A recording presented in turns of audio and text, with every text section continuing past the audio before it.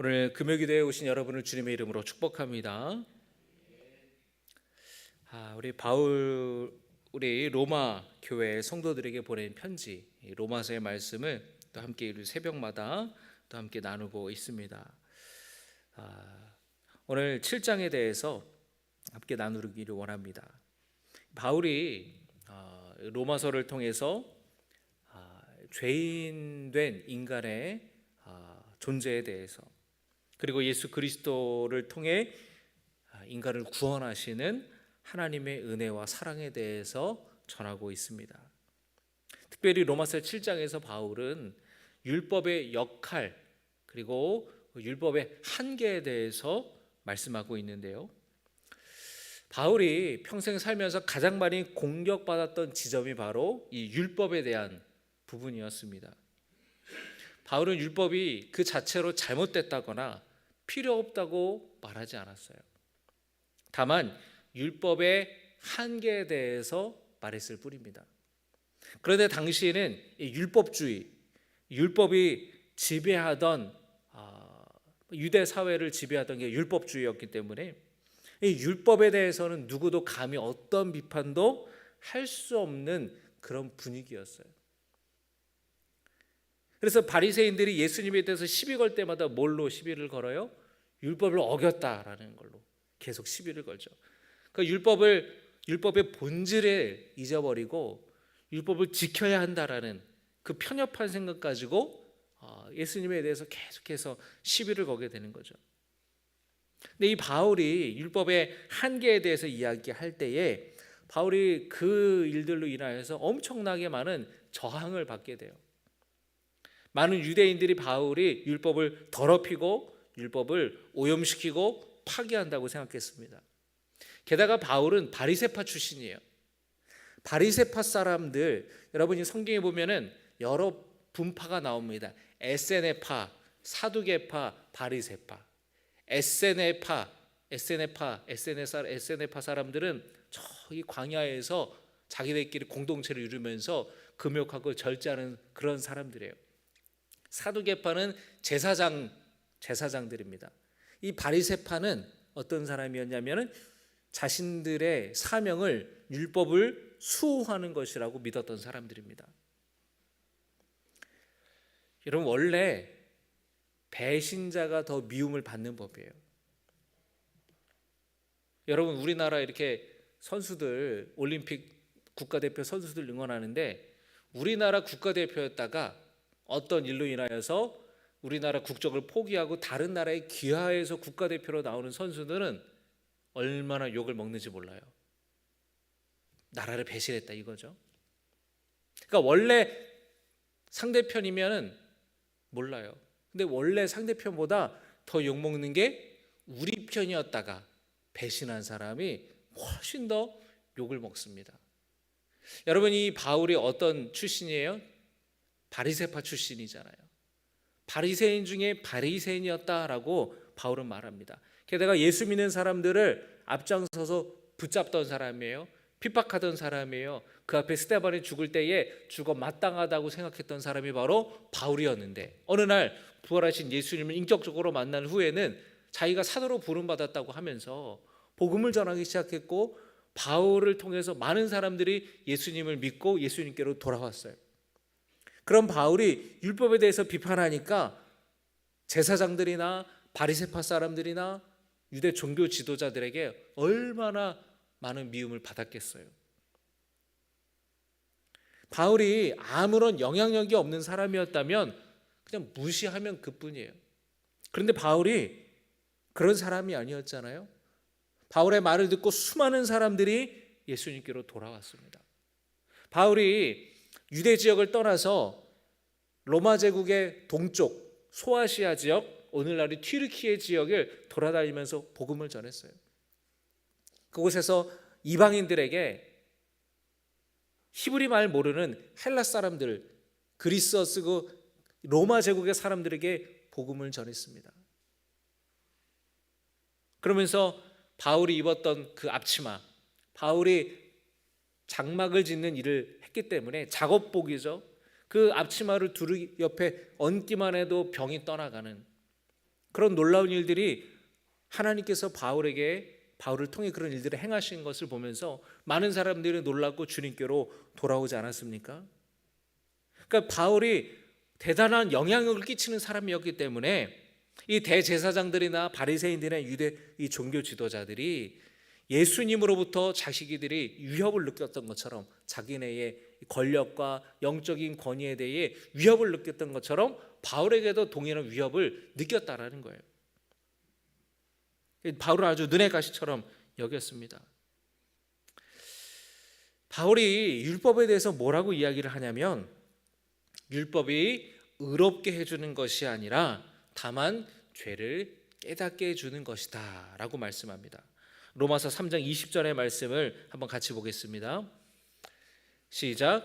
그러므로 율법의 행위로 그의 앞에 의롭다 하심을 육체가 없나니. 율법의 행위로 의롭다 하심을 육체가 있다고요, 없다고요? 없다는 거예요. 율법으로 의로워질 수 없다는 겁니다. 자, 그 다음에 보겠습니다. 시작. 율법으로는 죄를 깨달음이니라. 율법으로는 뭘 한다고요? 죄를 깨닫는 것이다.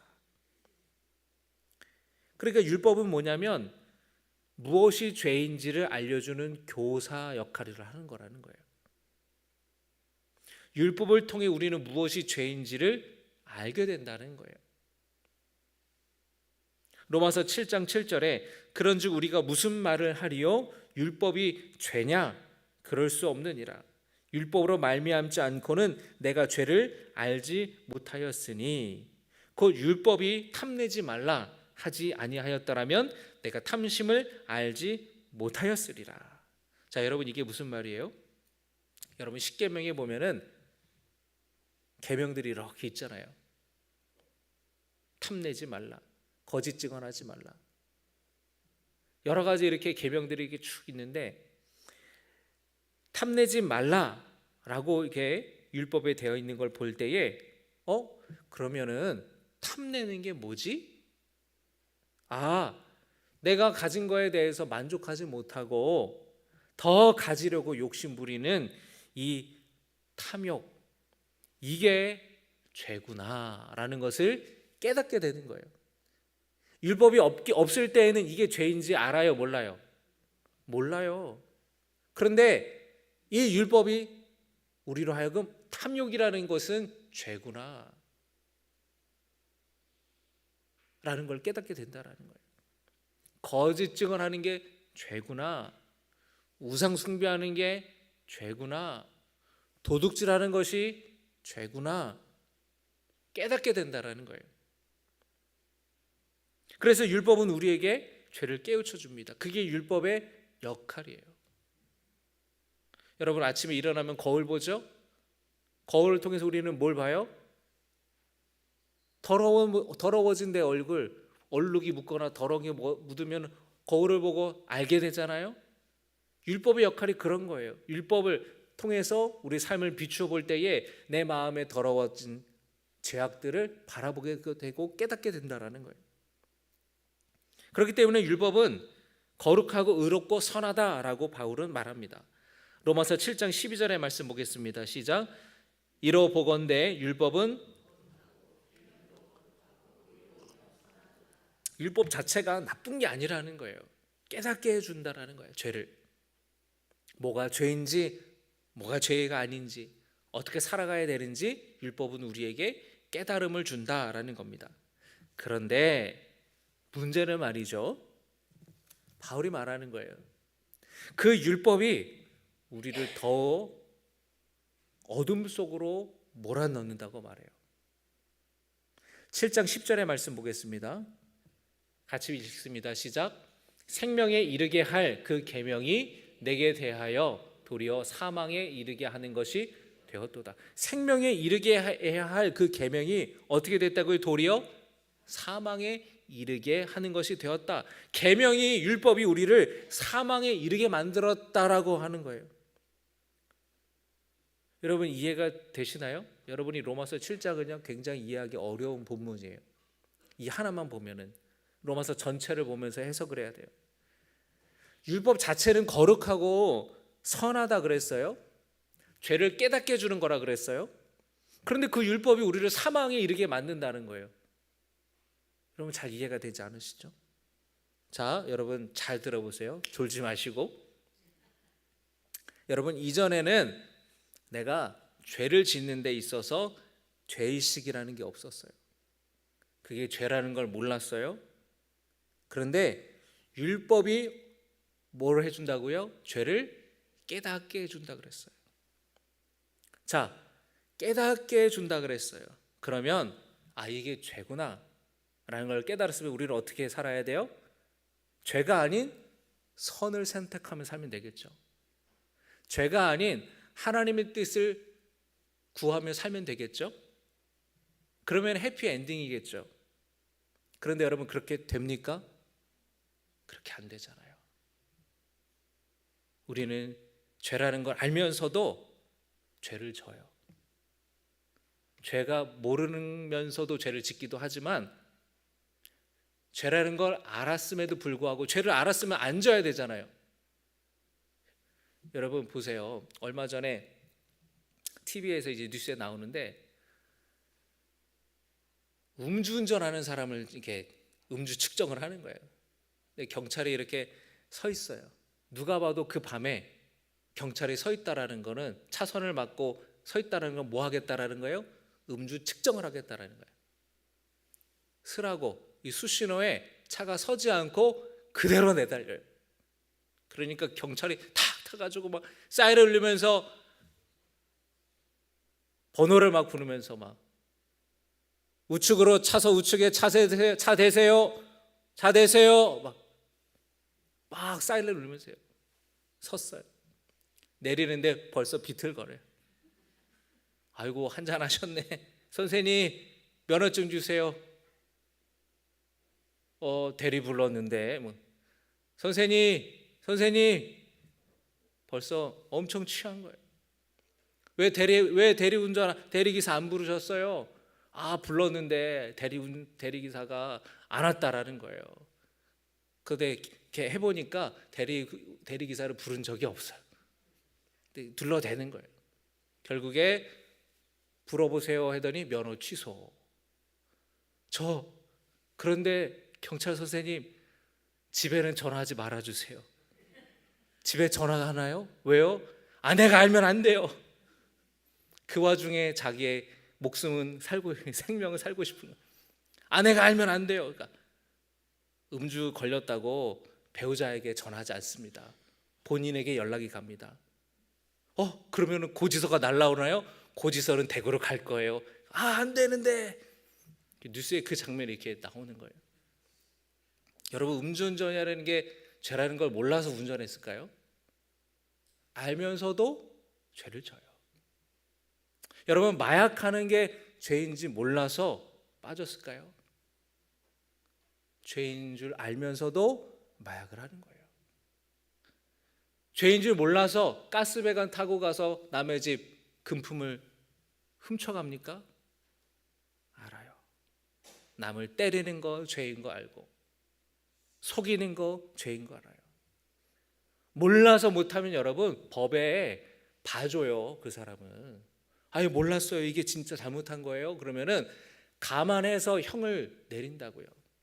근데 몰라서 저질렀어도 형을 잘못했으면 벌을 받죠. 벌금을 받든지. 근데 알면서 의도적으로 악을 행했다? 여러분 그건 큰 죄 아니겠습니까? 여러분 그런데 우리가 짓는 죄들이 뭐예요? 모르고 짓는 죄보다 알고 짓는 죄, 의도적으로 짓는 죄, 반복적으로 짓는 죄, 같은 죄를 저지르는 경우가 훨씬 더 많다라는 거예요. 여러분 율법을 가까이 하면 가까이 할수록 우리는 내가 죄를 지을 수밖에 없는 존재라는 거, 내가 죄에 넘어질 수밖에 없는 존재라는 것을 철저하게 깨달을 뿐이에요.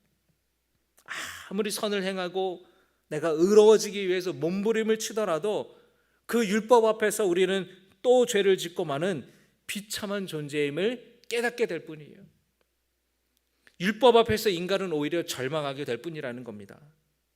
무엇이 옳은 것을 무엇이 틀린 것을 알면서도 행하지 않고 내가 원하는 대로 하고 싶은 것을 하는 게 인간의 죄된 본성이에요.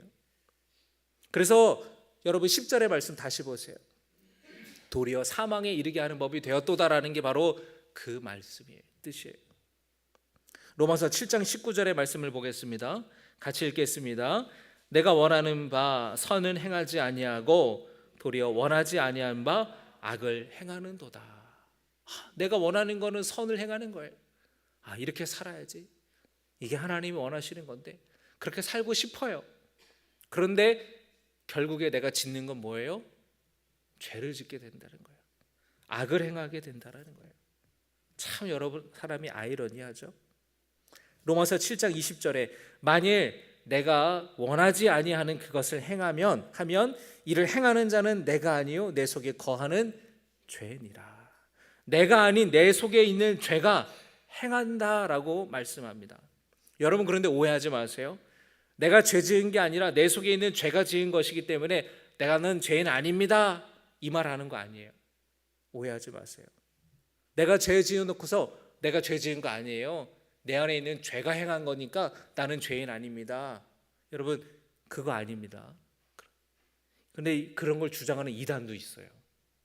그래서 구원받은 사람은 회개할 필요 없다라고 주장하는 이단도 있습니다.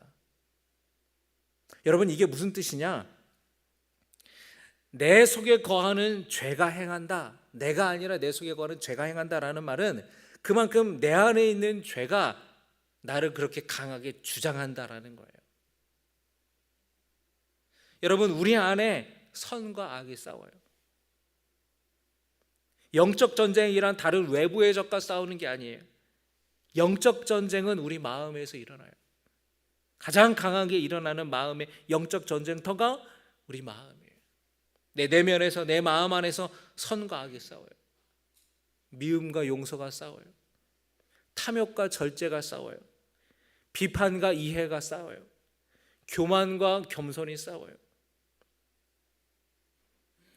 무엇이 죄임을 우리는 알아요. 미움이 아닌 용서를 선택해야 되고 탐욕이 아닌 절제를 선택해야 되고 비판이 아닌 이해를, 교만이 아닌 겸손을 택해야 되는 것은 너무나 잘 알아요. 그런데 우리는 악으로 기울어지게 그렇게 살아가고 악을 선택하며 살아간다라는 거예요. 그런 비참한 존재가 바로 우리의 존재라고 바울은 이야기해요. 그러면서 바울이 탄식하면서 바울이 절망합니다. 뭐라고 이야기합니까? 로마서 7장 24절입니다. 시작.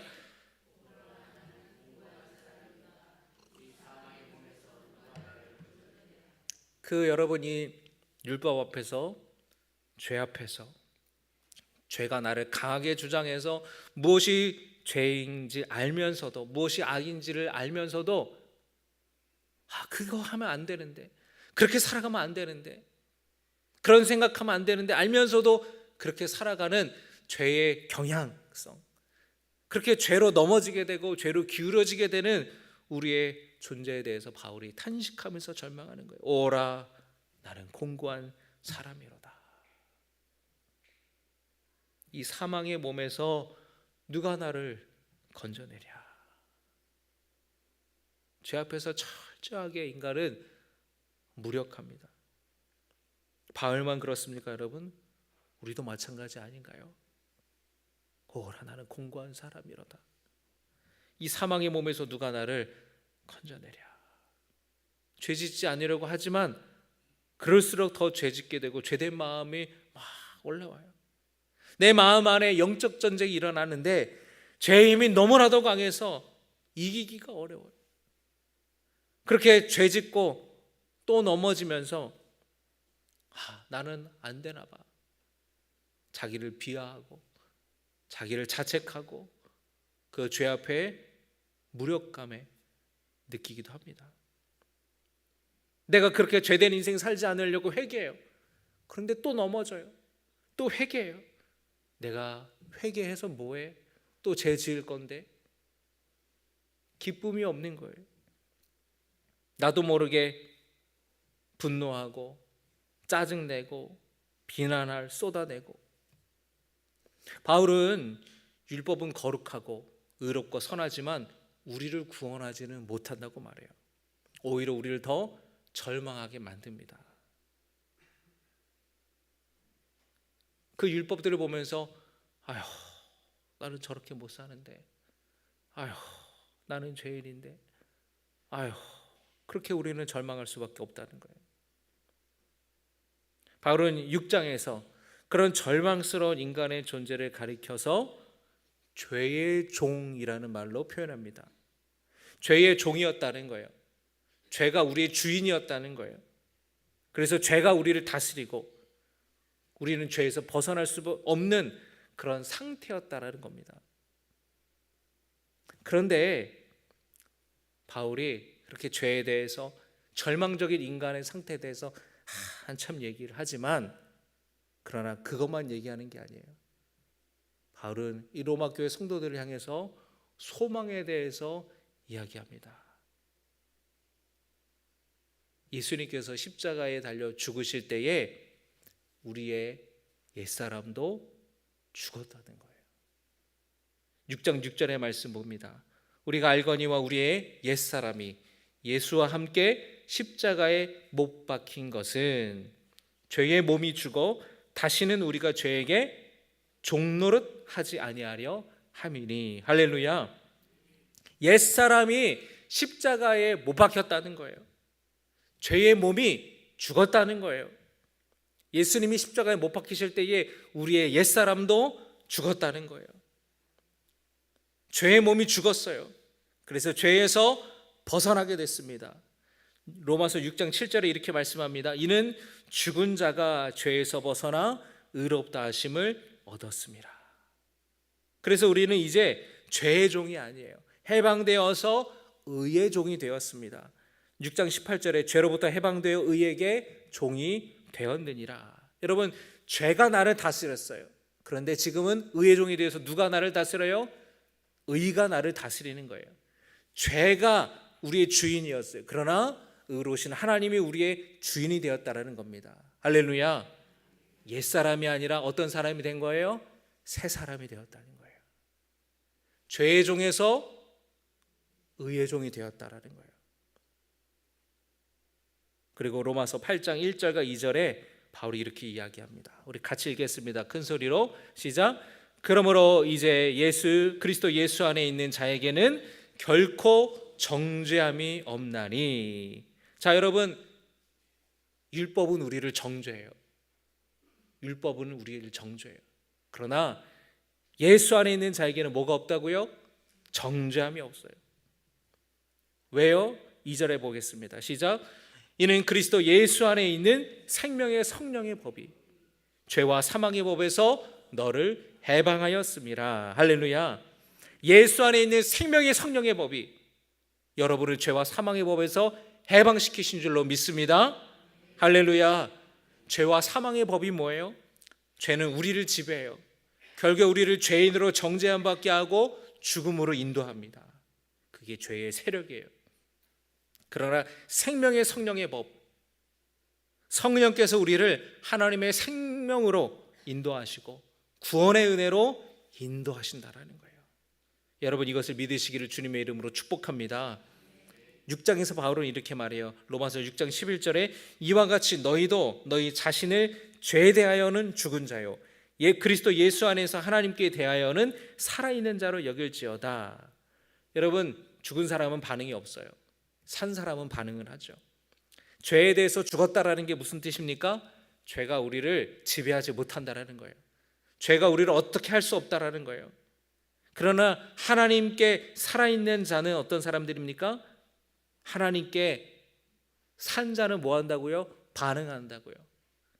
하나님께 대해 살아있다라는 것은 하나님께 대하여서 믿음으로 반응할 수 있는 존재가 되었다라는 거예요. 그래서 바울은 예수 안에서 하나님께 대하여 살아있는 자로 여기라라고 말씀합니다. 여기라는 말은 뭐예요? 명령이에요. 이미 이루어진 사실을 믿음으로 받아들이라는 거예요. 여러분, 예수님의 십자가의 죽음으로 우리의 옛사람이 죽고 예수님의 부활하심으로 함께 우리가 새 사람이 된 신분이 변화됐다라는 사실을 믿으시기를 주님의 이름으로 축복합니다. 더 이상 죄가 우리를 주장하지 못해요. 죄는 그럴 권리가 없어요. 우리는 죄의 종에서 해방됐어요. 우리는 이제 하나님께 대하여서 산 자가 되었고 의의 종이 되었고 하나님이 구원에 들어감을 얻었는 줄 믿습니다.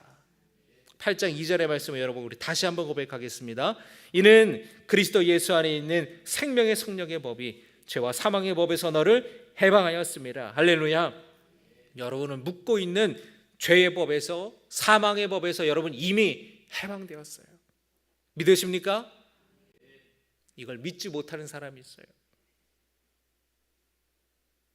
여러분 이거를 내 삶의 진리로 받아들이시기를 주님의 이름으로 축복합니다.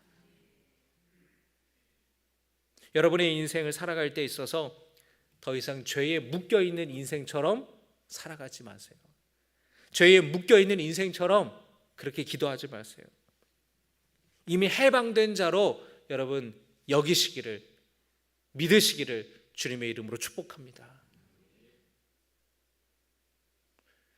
여러분 생각해 보세요. 우리나라가 일제 침략과 지배 아래 있었을 때에 얼마나 많은 고통을 받았습니까? 그런데 8월 15일 날 해방이 되었 광복을 맞았어요. 와, 우리가 해방되었구나, 광복이 되었구나. 그 기쁨의 사실이 온 전국에 퍼져나가는데 저 시골 산골에는 아직도 그 소식을 몰라요. 그래서 그렇게 늘 슬프게 살아가고 언제 우리가 해방될까? 그리고 숨어서 살아가고 그런 사람이 있다면 얼마나 불쌍합니까? 이미 해방되었는데 그 해방의 기쁨을 누리지 못하고 살아가는 거예요. 여러분 우리는 이미 죄에서 해방된 줄로 믿습니다. 그럼 여러분 죄에서 해방된 자로서 새 사람으로 자유된 인생을 살아가시며 구원의 기쁨을 누리시기를 주님의 이름으로 축복합니다. 여러분 그 구원의 기쁨은 세상의 다른 어떤 것으로도 그 구원의 기쁨을 뺏어갈 수 없어요. 여러분을 향하신 하나님의 사랑을 끊을 수 없어요. 때로는 환난이 찾아오고 고난이 찾아오고 공감이 찾을지라도 여러분 구원받은 자의 기쁨과 그 해방의 기쁨은 빼앗을 수 없다라는 거예요. 여러분 이것을 분명히 믿으시기를 주님의 이름으로 축복합니다. 그러니까 여러분의 삶에 고난이 찾아오더라도 낙심하지 마시고 절망하지 마시기 바랍니다. 여러분을 죄와 사망에서 건져내신 하나님께서 여러분의 우리 삶에 지금 맞이하고 있는 그 문제들 가만히 내버려 두시겠어요? 지금은 여러분 우리가 그 문제가 커 보일 거예요. 그런데 여러분 그런 경험들 다 하지 않으셨어요? 나중에 시간이 한참 지나고 나서 과거로 돌아볼 때에 별거 아니었는데 그때는 참 힘들고 그 문제가 정말 태산처럼 커 보였지만 지금에 와서 그때를 돌아보니 별거 아니었다라는 것을 깨달을 때가 많지 않습니까? 마찬가지예요. 지금의 문제도 여러분 하나님께서 해결해 주실 줄로 믿습니다. 지금의 어려움과 문제 가운데서 하나님이 여러분 붙들어 주시고 여러분 믿음으로 극복할 수 있도록 견딜 수 있도록 버틸 수 있도록 성령께서 능력 주시고 힘을 주실 줄로 믿습니다. 죄와 사망에서 해방하신 우리 놀라우신 하나님의 은혜를 붙들고 살아가는 우리 모두 될 수 있기를 축복합니다.